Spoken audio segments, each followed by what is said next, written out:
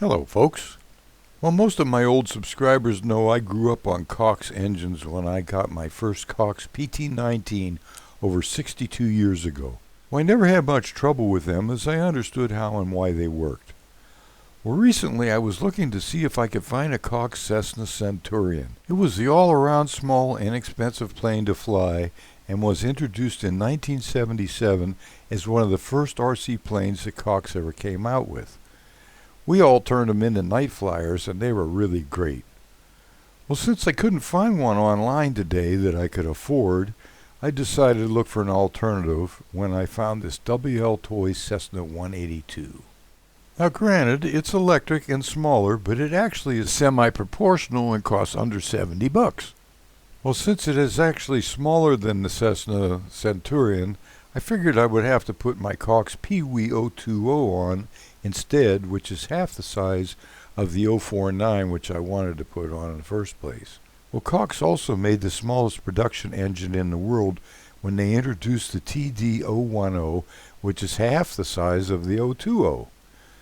And many of you may have seen my flying shop rag video, which I used the 010 on, and I put a link in the description box if you want to see that fly. Well, sadly, that engine was lost in the fire, and I wish I had another.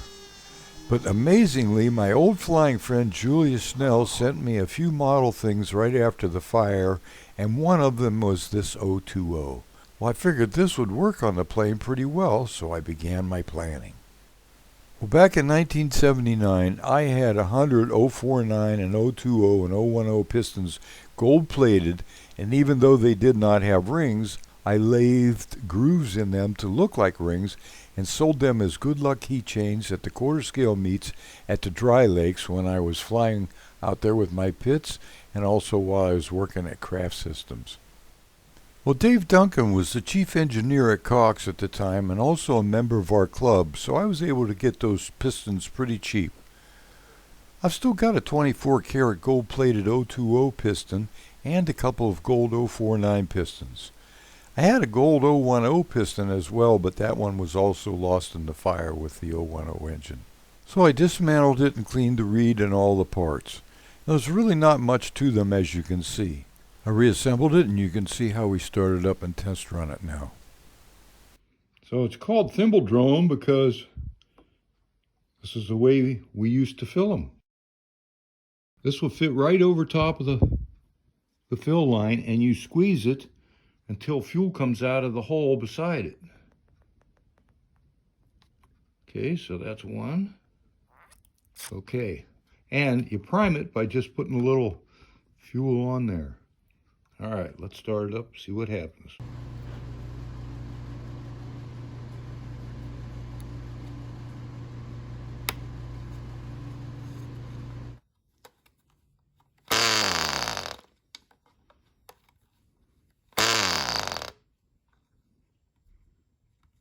All right, I'll open it up another half a turn.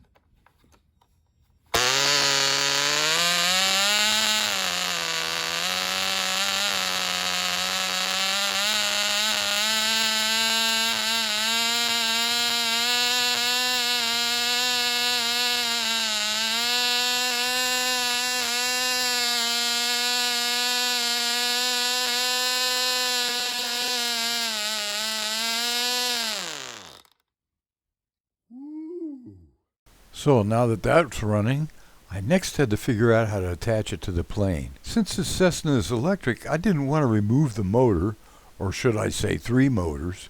Yes, you heard me right. This little Cessna has 3 motors driving a planetary gear which turns the prop. Not sure why they did that, but we're going to see how it goes. But before I switch to Nitro, I'm going to see how it flies on electric first with those 3 motors. So that's what you're going to see now.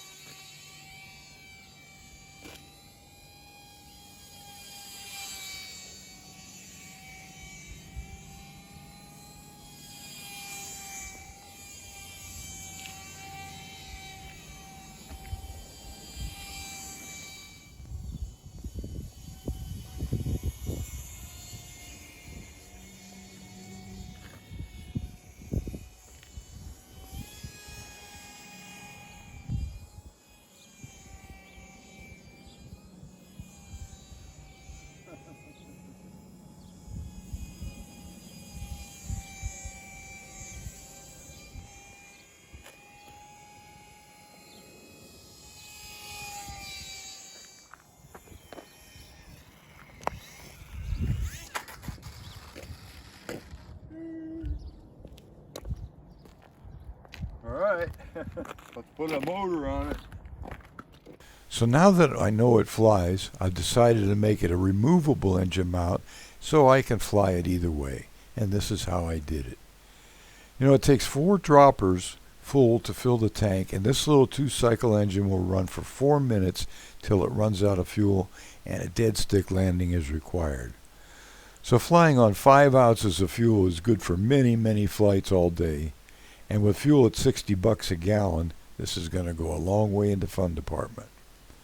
Well, I'm doing this video for nostalgia, show kids how it used to be, and also so you could see planes fly they did 60 years ago, especially before somebody thought airplanes should hover instead of using helicopters. So I balanced the plane with 2 big screws in the tail, and we're going to go see how and if my conversion works. Here we go.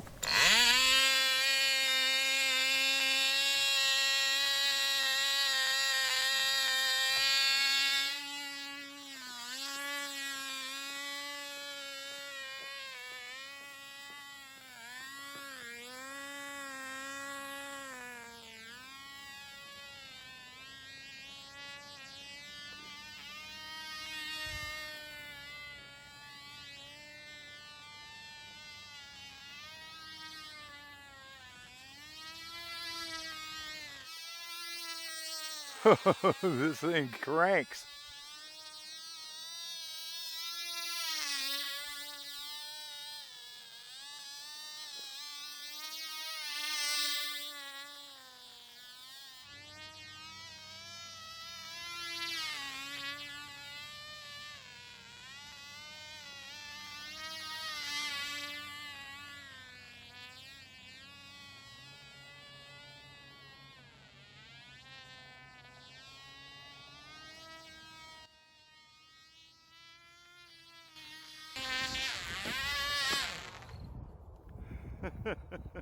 Landing.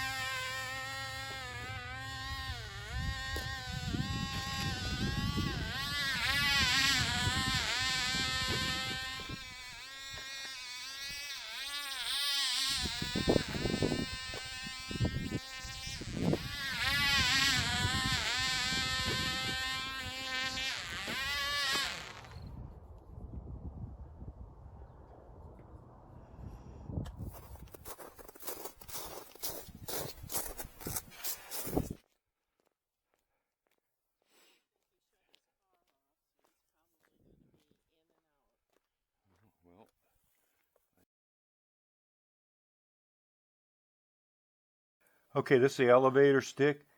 Look how much I'm moving it, and nothing's happened on the elevator. That's a lot, especially if you're used to flying something else. But if I move a little further forward, it moves.